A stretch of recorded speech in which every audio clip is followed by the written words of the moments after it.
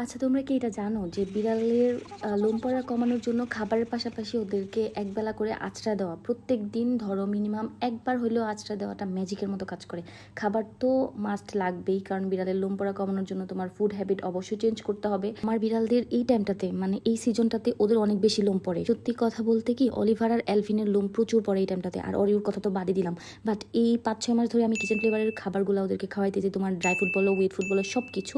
তো যেগুলোর কারণে ওদের গতবারের তুলনায়, ভাই বিশ্বাস করো, মানে আমি আমার নিজের অভিজ্ঞতা থেকে বলতেছি, অনেক অনেক লোম পড়া কমছে। গতবার এই টাইমটাতে পুরো টাক হয়ে গেছিল, এরকম একটা অবস্থা। বাট এইবার কি হচ্ছে, লোম পড়তেছে, হ্যাঁ পড়তেছে না যে এরকম কিছু, দেখা যাচ্ছে যে একদিক দিয়ে লোম পড়তেছে, আরেক দিক দিয়ে লোম গ্রোথ হইতেছে। পার্সিয়ান ক্যাটের লোম পড়বে না এটা কেউ বলতে পারবে না, লোম পড়বেই, কিন্তু সেইটা আমাদেরকে নিয়ন্ত্রণে রাখতে হবে যেন অতিরিক্ত লোম কোনোভাবেই না পড়ে। এখন তোমাদেরকে বলি যে একবার হলেও ডেলি কেন আঁচড়াইতে হবে ক্যাটকে লোম পড়া কমানোর জন্য। নর্মালি যখন তুমি ওদের বডিতে চিউনি দিয়ে ব্রাশ করবে, তখন ওদের বডির মধ্যে মাইক্রো সার্কুলেশন তৈরি হয়, যেটার কারণে ওদের শরীরে রক্ত সঞ্চালনটা বৃদ্ধি পায়, যার জন্য দেখা যায় যে লোম পড়া হালকা কমতে পারে।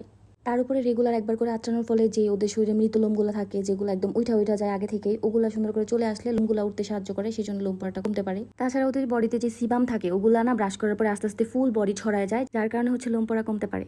ও আরেকটা কমন প্রবলেম আছে, যেটা হচ্ছে পার্সিয়ান ক্যাটের শরীরে জট পাকানো। এইটা যে ভাই কি প্যারার, এই প্রবলেমটা সলিউশন করার জন্য তোমাদের প্রত্যেকদিন একবার হলেও আঁচড়ানো লাগবেই ক্যাটকে। কারণ প্রত্যেকদিন যদি তুমি একবার করে না আঁচড়াও, ওদের লোম এমনিতেই বড় হয়, ঘন হয়, এটার কারণে হচ্ছে লোমগুলা একদম জট পাকায় যায় হাতের নিচে, তারপর কানের এই সাইডটাতে, এই দিকগুলোতে বেশি বেশি করে, তারপর লেজের সাইডটাতে এখান দিয়ে সুন্দর করে আঁচড়াই দিবা, যেন ওদের এই সাইডগুলোতে কখনো জট না পাকায় যায়। এই জট পাকানোটা হচ্ছে ওদের বডিতে লোম পড়া আরেকটা কারণ। So end of the day কথা হয়েছে, ভাই তোমার বিড়ালের লোম পড়া কমাইতে হলে তুমি অবশ্যই বিড়ালকে প্রত্যেকদিন একবার হলেও ব্রাশ করে দিবা। এন্ড মোস্ট ইম্পর্টেন্ট থিং, অবশ্যই ফুড হ্যাবিট চেঞ্জ করতে হবে। যে যে খাবারগুলো খাইলে বিড়ালের লোম পড়া কমবে, সেই খাবারগুলো তুমি তোমার বিড়ালকে দিবা, দেখবা ইনশাল্লাহ লোম পড়া কমে যাবে।